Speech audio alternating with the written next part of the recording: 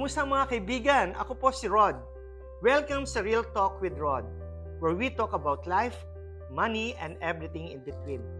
Mga kaibigan, ngayon po ay pag-uusapan natin ang isang bagay na parang simple lang, pero para sa marami sa atin, napakahirap pong gawin, ang humingi ng tulong. Bakit kaya minsan, ang dali nating tumulong sa iba, pero kapag tayo na ang nangangailangan, ang hirap sabihin, pwede mo ba akong tulungan?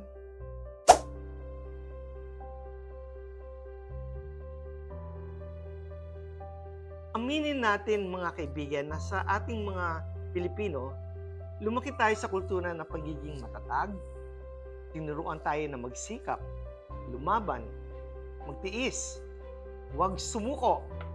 Maganda yan.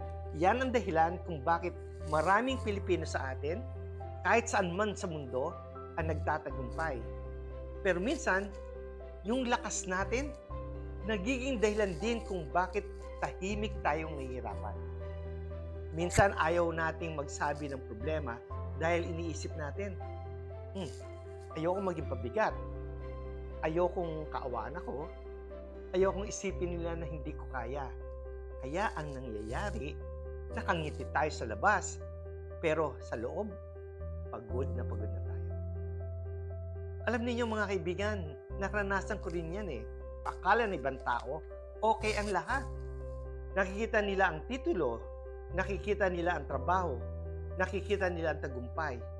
Pero hindi nila nakikita lahat ng laban ko sa likod nito. Dumating din ang panahon sa buhay ko na kailangan kong magsimula ulit. Dumating ang panahon na kailangan kong tanggapin sa sarili ko na, Rod, hindi mo kailangang dalhin lahat mag-isa.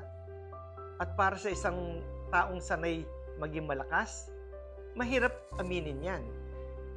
Pero habang tumatanda tayo, may natutunan tayo. Ang paghingi ng tulong ay hindi ibig sabihin mahina ka. Hindi ibig sabihin talo ka.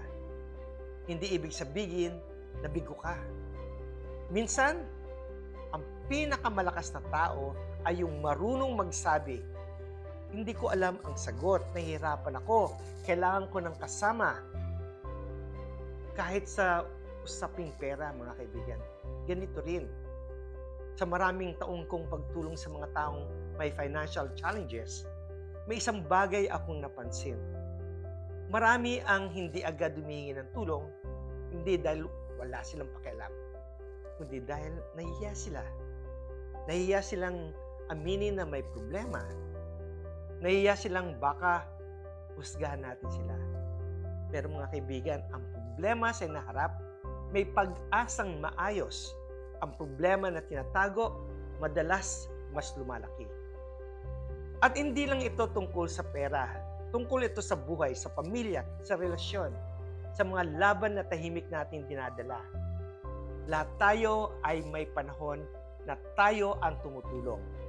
Pero darating din ang panahon na tayo naman ang kailangan tulungan. At okay lang yon. Dahil parte yan ng pagiging tao.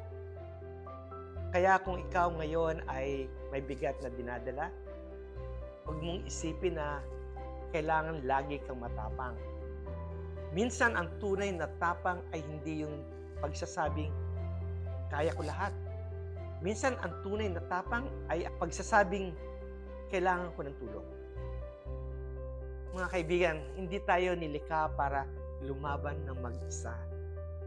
Kaya nga meron tayong pamilya, mga kaibigan, may komunidad, may mga taong handang makinig.